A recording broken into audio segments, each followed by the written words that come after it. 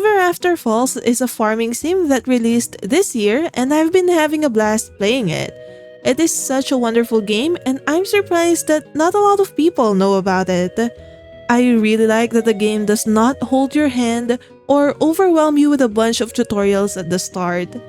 It gives me Stardew Valley vibes in that regard, where you just have to go around, explore, and learn things as you go.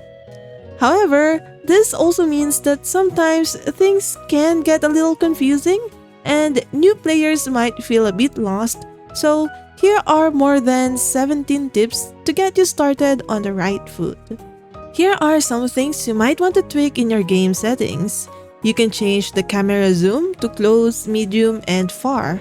I like setting this at far so that I can see more forageables and notable locations while I'm exploring. You can set the day length from 100% to 200%. The 200% setting means that your in-game days will be longer and it will be a more relaxing experience.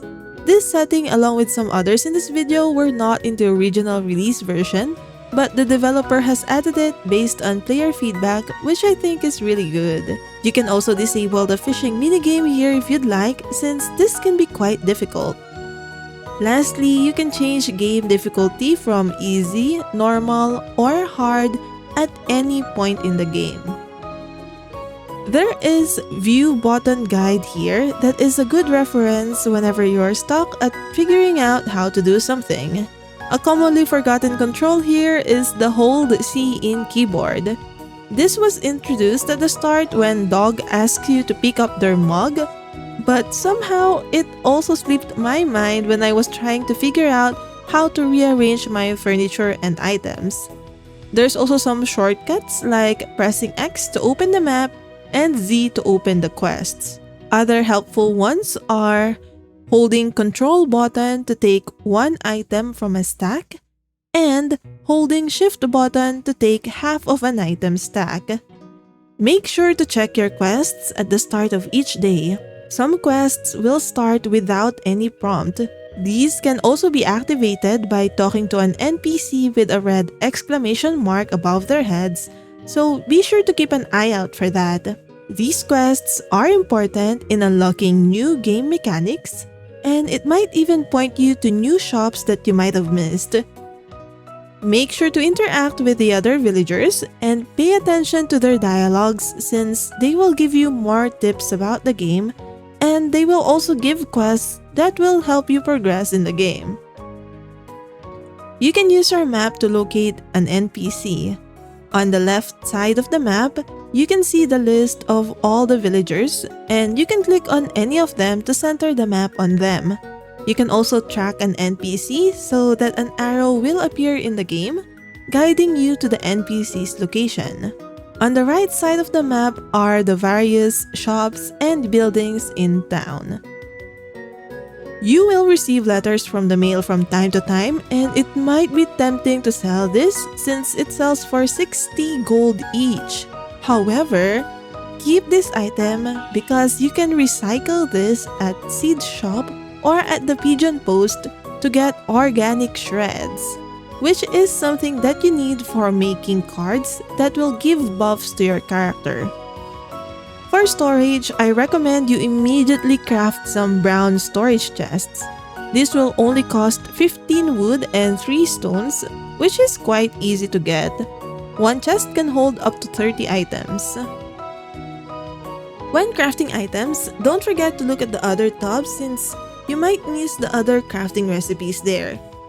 Take the time to look through the machines that you can have since you might need to craft those for a quest. For example, you will need a brick early in the game. For this, you need to craft a shell crusher and use the shells that can be easily obtained in the beach areas to get bricks. Informational signs are also very helpful to have in your farm. Using this, you can easily view the recipes used in machines. You just need to craft an information sign, place it down, hold a machine in your hand, and interact with the sign. This will show all the items that you can place in that machine and the outcome of processing those items. to replace the sign, you just need to pick up the signpost by holding C and place it down again, then use a different machine on it. You can buy seeds and tree saplings from Freya's store located here. There will be some items that you can buy for a discounted price located at her storefront that restocks every 3 days, so take advantage of that. Do not blindly chop down trees. You will soon need to get resources from some trees, and it can be slow and expensive to regrow some kinds of trees. If you need to get wood, you should aim for the maple, box, pine, and fern trees since these are abundant and easy to repopulate. You can also shake the trees and some will drop fruits. And you can plant trees in some areas of the town. When you chop down a tree, it's sometimes a good idea to leave the stumps there since certain types of mushrooms will grow there. Speaking of mushrooms, you'll be able to gather some all around the town. They will first sprout with just one piece of mushroom, but if you leave it alone, it will grow more mushrooms until the counter above it is full. You will be able to get more mushrooms this way. It pays off to save the pigeons who are injured and can't fly and give those to Pip. There is a chance that there is a pigeon like that when you approach an area with multiple ones. If there's a pigeon that did not fly away after you approached it, you can use your bug net on it to put it in your inventory, then give it to the pigeon post. After a few days, the pigeon will give you a gift in return. In this game, there are creatures known as Pixies that can be summoned on altars scattered around the map. At the start, you can only access this altar in town. Leave a food offering on it every day like crops or berries, and there would be a chance for a pixie to appear. Don't forget to check if a pixie appears the next day.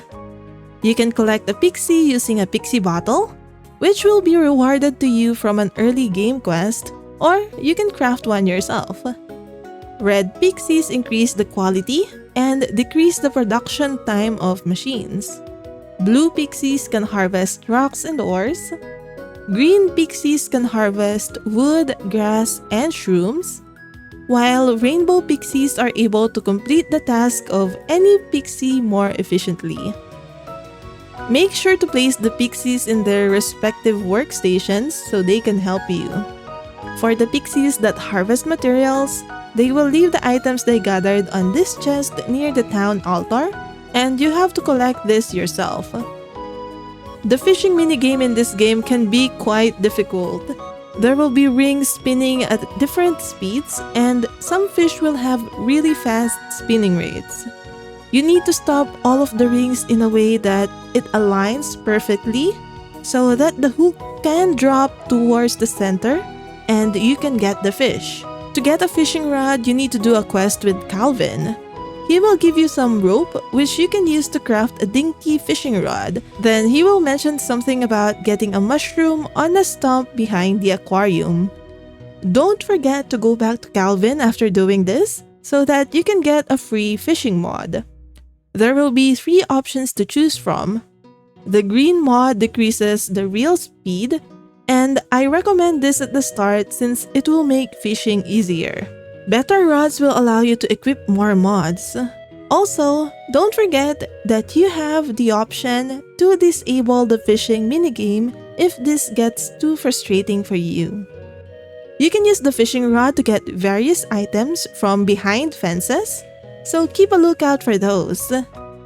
You can also fish some items from the water, like this lotus flower. You can unlock the community job board from a quest with Bram. It is located here and will be located just outside his shop. This board resets every 3 days, and you can only accept a maximum of 3 requests at a time, so make sure to accept only the ones that you can do, because you will not be able to remove a quest from your list to get a new one until you finish the old quests or it expires. Speaking of that, be mindful of the deadlines for the quests. If it's an action request like breaking a certain amount of stones, the game will notify you once you've done enough for it. Items that you can donate to the museum have a blue star on the upper left of the item.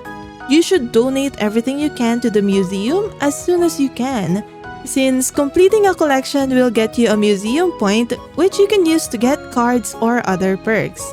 You can use the town aquarium as an alternative way to donate fish to the museum. You can make use of the terrarium inside the museum to hatch cocoons.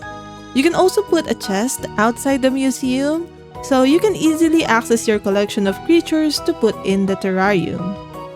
Suit puffs are these little creatures that just float around randomly. You can catch this using your net and put it in the museum. Once the suit puff size increases to a certain level, you will get a reward. Mining works a bit differently in this game. Ores and other materials can be found inside dungeons. To access this, you need to place a rune in this portal. You can get your first rune by following the Cursed Eve rune quest from Dawn. Once you use this rune on the pillar, it will permanently unlock the portal. The dungeons are divided into these rooms and you need to defeat all the enemies in a room to unlock the door to the next one. Once you have unlocked the room, you will always be able to access it. The enemies will respawn each day, but you don't need to defeat them again. You'll also occasionally encounter boss rooms with a significantly tougher main enemy. These doors have a red exclamation mark above them to warn you before you go in.